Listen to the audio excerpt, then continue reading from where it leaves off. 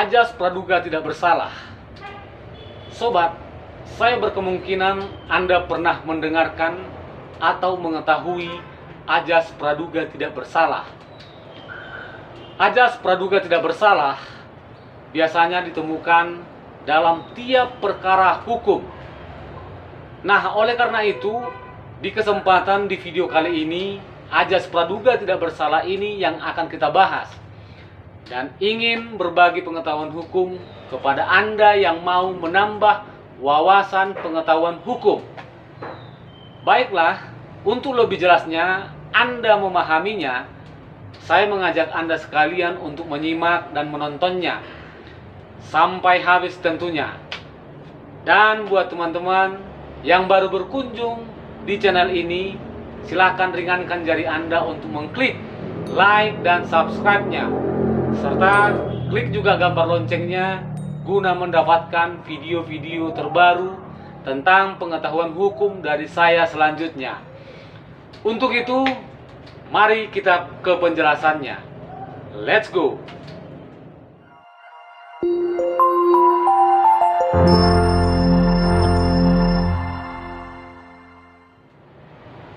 Dahulu kehadiran ajas praduga tidak bersalah ini lahir dan hadir oleh karena dilatar belakangi adanya ideologi individualistik sampai dengan liberalistik di sekitar abad ke-19 hingga berkembang saat ini.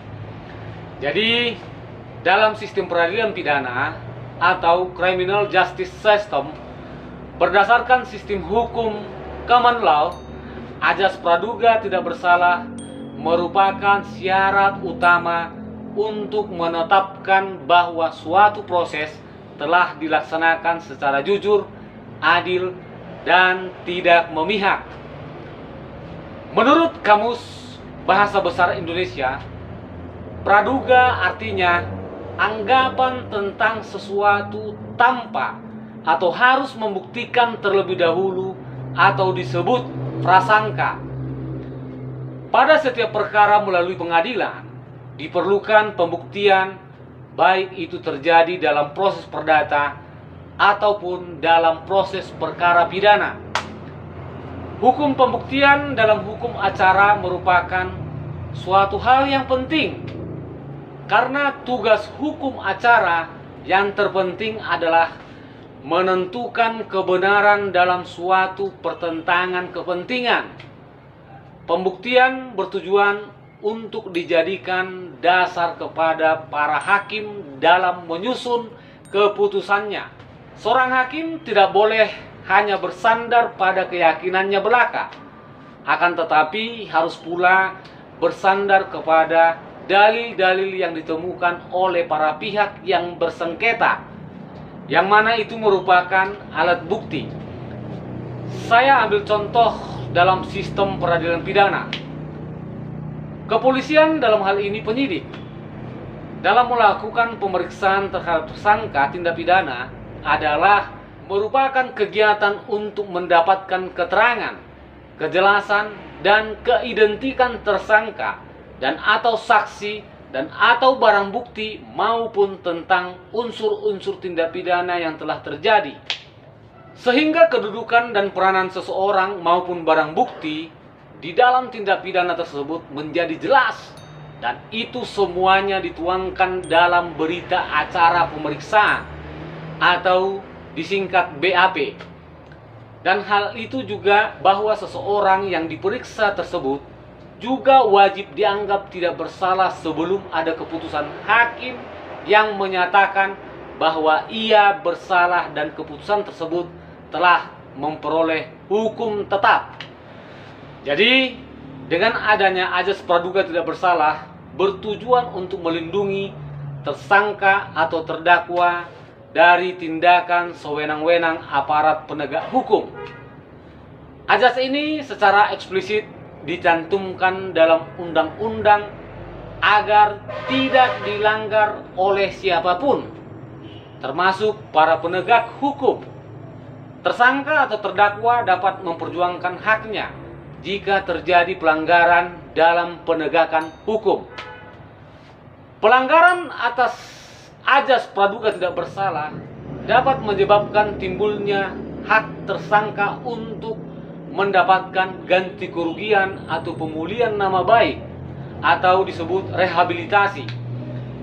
Hak memperoleh rehabilitasi dapat diajukan jika tuntutan hukum dan putusannya telah mempunyai kekuatan hukum tetap. Tuntutan ganti kerugian juga dapat dilaksanakan setelah perkara memperoleh putusan hakim. Tuntutan ini dapat diajukan yang bersangkutan atau ahli warisnya. Hak ganti kerugian dituangkan dalam pasal 95 ayat 1 Kitab Undang-Undang Hukum Acara Pidana.